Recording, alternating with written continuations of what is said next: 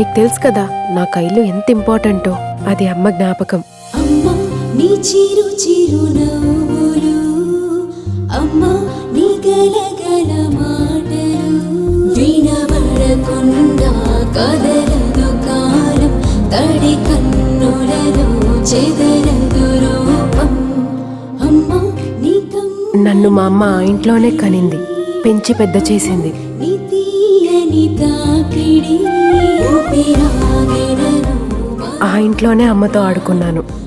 16 సంవత్సరాలు అమ్మతో సంతోషంగా ఆ ఇంట్లోనే గడిపాను. కన్నావే కలగంటూ కాచావే కనురెప్పై వెళ్ళావే నన్నొదిలి గూటికి, చీకట్లో నిలుచున్న వెలుగేవి కనబడకాలు.